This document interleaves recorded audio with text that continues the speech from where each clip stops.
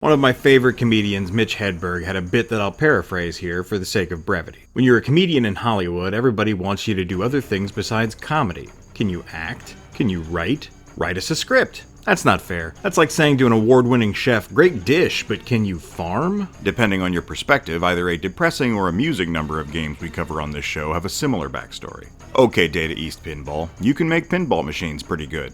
But can you make a successful Mortal Kombat ripoff in 8 months? I'm Eric J. Chucky, and welcome to Violent Profiles, where we discuss obscure fighting games and the rosters that define them. If you could ink up that like button and write the subscribe into your flesh, Actually, that metaphor immediately went too far. Please just hit the buttons, comment for engagement, and share the video with your friends. It helps a lot. Tattoo Assassins is an arcade game that never came out in 1994, despite the effort that the prolific licensed pinball manufacturer put into it. It wasn't so much that the game was so bad they dropped the axe on it, rather it didn't survive the branch's sale to Sega. Now maybe it didn't survive to that because it wasn't quite up to snuff, but there's a world of difference between your new license holder not being interested in finishing a project that it had no stake in versus the folks who backed it in the first place suddenly pulling the plug. Well, at least there was until Warner Brothers' recent invention of a new financial shell game. There were a few test cabinets sent out. Like most fighting game apocrypha, you can play it at the Galloping Ghost arcade, but despite the ludicrous infamy this title has since achieved online, most folks never had the opportunity to actually try it out. And the gallons of mockberry-flavored haterade the internet dumps on it put it in a similar place as Shaq Fu for me. Not a masterpiece or even a hidden gem, but a title that didn't really earn the bile it's been given. Okay, there is a dedicated fart move for each fighter that's emblematic of the general lack of restraint you'll find throughout the game. Tattoo Assassins feels like a project that started with an earnest tongue-in-cheek concept and kept escalating with a bunch more, ooh, what if we added this? Wouldn't that be funny / shocking / whatever? This is even more bizarre juxtaposed next to a marquee name like Bob Gale, writer and curator of the Back to the Future franchise, behind the story and characters. Yes, I mean that Back to the Future. Look it up yourself. It's him. He's the guy. Remember that I said Data East Pinball was known for their license tables? That included Back to the Future, which got the head of engineering talking with Bob Gale about an unproduced multimedia franchise idea that eventually turned into a game that was never published and nothing else. Misguided ambition, inexperienced designers under crunch time. Do we have the Violent Profiles trifecta of the game's cancellation being a shame because they had some really good ideas? I'll let you decide. So it's the year 2042, and there's this spiritual organization called the Order of Colors, comprised of hue-shifting monks called the Color Guard and led by Mullah Abba. It came to pass that they discovered the ancient secret of the mystic ink of Giza, an organic fluid that's sort of like the Clintar symbiote from Marvel Comics when it's tattooed into the right person, whom the Order calls a host. Apply it to the wrong person, and they turn into a twisted mutant like Sammy the Squid here. Coldan was the only suitable host among the Color Guard, and unfortunately he immediately went mad with power, stole the secret of the ink, and used it to make a bunch of mutants in a bid to conquer humanity. After what I assume was an extended period of brow rubbing and protracted sighing, Mullah Abba sent the remaining Color Guard to find hosts for what he had left of the ink, hoping one would be good enough to stop Coldan.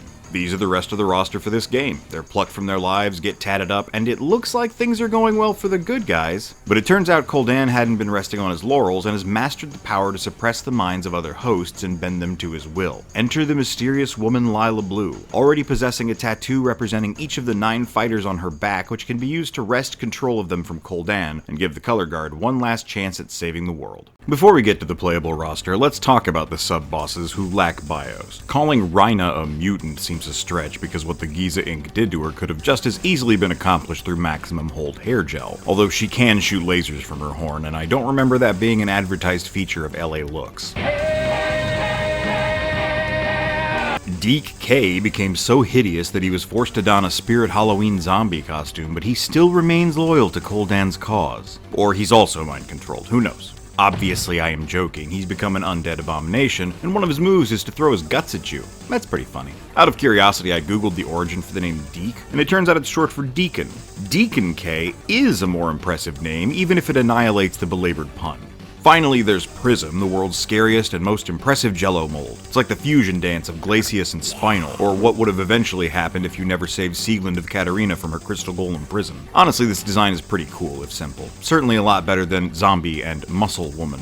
Coldan himself is pretty intimidating in size, biting a little bit of that Shao Kahn energy with what I believe are tattoo gun fingers that shoot needles at you. That's metal. None of these bosses are particularly difficult, so you're unlikely to see them for very long, and in that brief amount of exposure, only Prism and the big man Coldan make an impression. I drank a beer. I wanted to start the proper roster with the most basic, boring, forgettable person on it to get them out of the way, but honestly, at least one thing stands out about every fighter, and I don't mean their giant finger paint style tattoos. Even though it's another who's who of 90s fighting game tropes, with one extremely notable exception, the unique context supplied by the story is what makes these same stock stereotypes interesting every time. Kinda like how Michelle Rodriguez plays the same character in every film, but people still love seeing her. People like me, Michelle Rodriguez is cool. This sameness carries over into the mechanics. Being as it's a dyed-in-the-wool Mortal Kombat ripoff, each individual fighter does have a varied set of normal strikes, but nothing bombastic enough to bother attributing to any one real-world martial art. Most of them control solidly, and that's good enough for me. The game also boasted a ludicrous number of fatalities, including MS Paint animalities, turning your opponent into an animal, stealing their clothes, incinerating flatulence, goofy generic ones shared between all fighters, and the usual character-specific mild gore you'd expect. But they're more of a novelty than something to drop quarters over. I don't think they would have been very cool even back in the lower standard era that was the mid-90s. They somehow thread the needle between over-the-top and underwhelming. Anyway, other than my personal favorite, whom we'll save for last, let's just tackle these guys in alphabetical order. That means up first is AC Current, which is either almost a really clever name or almost a really stupid one. He's a mercenary hacker by trade who lives on the internet, though I don't know if they mean that like he's some sort of cyber entity or, like what most of us do in 2025. After getting set up to take the fall in an industrial espionage double-cross, AC is being hunted by both Interpol and his spurned former employers, who should consider contracting the Color Guard, as they have no problem locating Current and decorating him with these 6 cyan lightning bolts. Fittingly, these provide him with electricity powers, and a healthy variety of ways to employ them.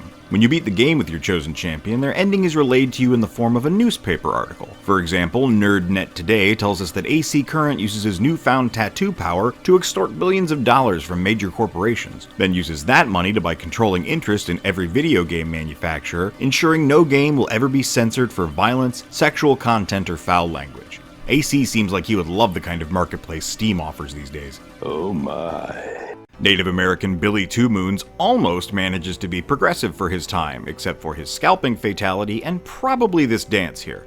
I do like how pleased he is to be wearing the top of his opponent's head like a hat. He employs the tropes you'd expect in his combat style, thrown tomahawks, bows and arrows, flaming eagles, but his story is compelling. Billy has been on the run from the US government for years after taking part in a violent protest against the Bureau of Land Management, who were trying to desecrate his ancestors' burial sites in the name of commercial progress. Becoming a tattoo assassin sounds a lot better than living as a fugitive and battling surprise bounty hunters who are trying to take you out for daring to do the right thing when they crop up, though that does sound like a TV show I would have watched in 1994. Now he prowls the Badlands, an outlaw hunting outlaws, a bounty hunter, a renegade.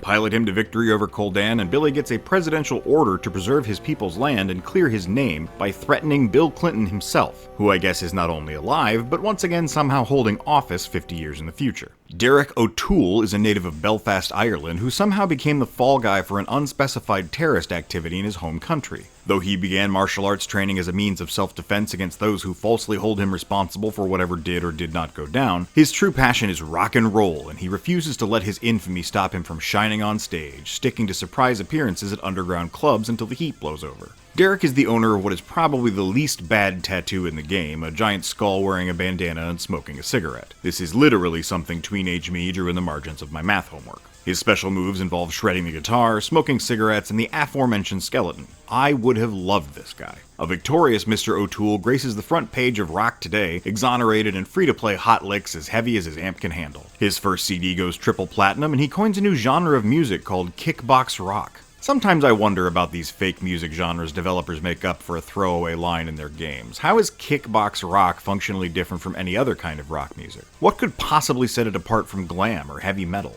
Well, then again, we live in a world where butt rock and ghostcore are real, and the 2019 game Hypnospace Outlaw actually made example songs for their invented styles of cool punk and earth haze, so maybe it's less of an absurd concept than it seems. Exotic dancer Hannah Hart lost her best friend to a killer who once stalked the stages of the strip club where they both worked. Driven by revenge, she became a vigilante in search of justice against the man who she feels ruined her life, dreaming of cruel ways to inflict punishment upon him in equal measure. This is waylaid by becoming a spider-themed tattoo tattoo assassin with some very cool arachnid attacks, having her brain hijacked by Koldan, and if you choose her to finish the fight with, double hijacked by Mullah Abba and Lila Blue. Once that whole mess is taken care of and she's back to her normal self, Hana is featured on Retailer Today, having since thwarted the man who killed her sister, and turning from a life of violence to becoming a renowned entrepreneur in what one would assume by the accompanying picture is the world of lingerie. Get it, because she makes webs now and those could be used in tailoring? That or the picture's unrelated and she just survives on a strict diet of underwear now. Luke Cord was pretty close to being my pick for most boring guy on the roster, fitting the often bland American soldier role, being a former Navy SEAL who does push-ups and lobs grenades. But look at that octopus tattoo.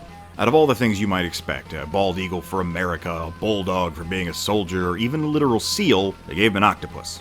An octopus that comes out in one of his fatalities for squeezins. Luke was stranded in Alaska after a covert operation against the Soviets that was compromised by a meddling American bureaucrat. Despite being declared dead by the Navy, the CIA is still hunting him down for the knowledge he possesses. Fine victory, and this knowledge turns out to be the name of the betraying bureaucrat himself, real-life double agent Aldrich Ames, who had been tried and incarcerated by the time Luke finished with all the tattoo nonsense. That actually happened in 1994, and since I remind you the paper declares this game takes place in 2042, I guess Luke has been stranded in Alaska for at least 48 years. It looks good for his age. Despite this, he takes the news of his pre-completed revenge in stride and goes to Hollywood with his octopus buddy to star in the sitcom 8 Arms is Enough, which I'm sure is just as evergreen a reference 17 years from now as it is today, 44 years after 8 is Enough went off the air. This article appeared in Seafood Today. What? No, I'm not getting into it. Let's just move on. It's bad enough when your tribal chief is killed by foreign land developers, but for Maya, the leader of her people was also her father. A thirst for revenge is logical, and it drove her to train her people in guerrilla tactics against the developers, but now that's earned her a price on her head as well. Fortunately, her tattoo manifests as a furious tiger, and once she uses it and her own practiced agility to defeat Koldan, she employs the tiger and a healthy dollop of plausible deniability to kill the head developer, forcing the company to cancel the ravaging of her homeland and donate a sizable amount of money to restore the damage that's already been done. This is an act apparently only reported on by Litterbox Today, so maybe you can understand why nobody looked into it any further, even after Maya then gets a Vegas residency with an act involving disappearing tigers. Tak Hata is probably the most morally bankrupt member of the playable roster, a former Yakuza assassin who was framed for the murder of the governor's daughter. Which governor? Who could say? On the run from both his former gang and the Japanese police, Tak is more than willing to accept the most hideous chest tattoo since Brock Lesnar's wiener sword. I like that he uses knives and eskrima sticks, it really sells the fantasy of who the character is. But my favorite trick are the purple smoke bombs he lobs. After dispatching Koldan, Seafood Today reports that Tak Hata returned to Japan and forced 8 of his enemies to commit ritual suicide. Even if that only means the rival Yakuza who framed him, that's pretty messed up, Tak. How do you sleep at night? On top of a pile of money with many beautiful ladies. He also becomes a restaurateur. I really wanted to like Truck Davis more. Not that there's anything wrong with this bald biker. He's tall, he drinks beer, he wears a vest. This guy had his finger on the pulse of the mid-90s. But he's one of the few roster members whose normal attacks aren't very good. A little slow and not powerful enough to make up for that. At least the man's given name is still Truck. The last surviving member of the Holy Terror's biker gang, Truck's friends were wiped out in an ambush by bitter rival Canadian gang, the Sore Losers, following the latter coming up short in a drinking contest. Me personally, I wouldn't get into a contest with a gang who literally calls themselves the Sore Losers, but I don't have any biker cred on the line either, so who am I to judge? Weaponizing the greenest snake tattoo that's ever been to tat, Truck throws Molotov cocktails and just regular dead soldiers at his opponents to beat his way through Koldan and his minions before making the front page of Yeast Today. Not only does he avenge his fallen comrades with mystic tattoo snake venom, but he also starts a brewery and uses his powers to make the #1 beer in the world. Finally, we come to my unexpected standout favorite character on the roster, Carla Keller. And perhaps some of that fondness was born of a twist I accidentally set up for myself. See, I'd been led to believe all the characters in the game were villains, which they are not. Morally gray, questionably ethical, sure, but most of them haven't even been implied to do enough to label them as evil. However, because I was given that impression, I assumed the figure skating woman with ice powers was based on Tanya Harding, who infamously took the blame for an attack meant to injure Nancy Kerrigan so Nancy couldn't compete against her at Nationals or the Winter Olympics to follow. I genuinely cannot believe I'm explaining this in the middle of a video about an old fighting game. We were a year off from there being a knife-wielding O.J. Simpson XP on this roster. Anyhow, the whole skating debacle's an interesting one, look it up if you want to know more. The aforementioned twist is that Carla isn't based on Harding, but instead plays Kerrigan's role as the victim, cheated out of her own chance to compete in the Winter Olympics by rival Ava Gunther. It was this attack that brought her mind to vengeance, and so began her combat training, shaping her into a prime candidate to become a host, and thus tattoo assassin. So why do I like Carla on a roster full of much more enduring concepts? Mixing ice powers with the plant attacks offered by her rose tattoo is kinda neat. You don't often see those elements working in concert. Mechanically, she's pretty speedy, and I like most of her normals. Her enthusiasm is top-notch, with an especially delightful wind pose, but I think, most of all, it's the fact that when you forward jump with her, you get just a second of ice physics and slide on your skates. That's the kind of detail that gets me giddy. She's also probably the most good-aligned person you can play as, and what does she do after dispatching the other 8 fighters, 3 mutants, and 1 big bad boss to save the world? Does she pursue her earned revenge? Convert her newfound power into glory and financial gain? Nope, she's going to Disney World. For the record, there are some alternate ending papers that describe each fighter mangling Coldan in creative ways instead of their more satisfying, story-related conclusions. Whether you find the often topical jokes about barbarism funny or not depends on how well your sense of humor meshes with the sharp comedic minds at the Data East pinball offices in 1994. Tattoo Assassins isn't a great game, but it probably should have gotten released after another month or so of spit, polish, and bug fix. The visuals do a lot to work against it, and while I think they're internally consistent enough with the exception of some of the obvious placeholders, the colors are all a little too bright for the tone, especially on the titular tattoos that one would assume were supposed to be seen as cool. But in terms of game feel, presentation, and playability, it's miles better than a lot of the titles I've featured on this show, and also than it had any right to be given the circumstances of its development. Is it derivative? Dated? Cheesy? Crass? Yes to all of those, but so was Clay Fighter 63 1/3, and it got to make money. Next time on Violent Profiles, there's something I need to talk about before we can finish the Goketsuji franchise later this year. If you'd like to see that episode now, consider subscribing to the Patreon at the $5 tier. Your name will join the collection of high scores you see before you, and you'd be contributing to supporting my dreams. But truly, even just your viewership is an honor I'm glad to have earned. Until next time, White out.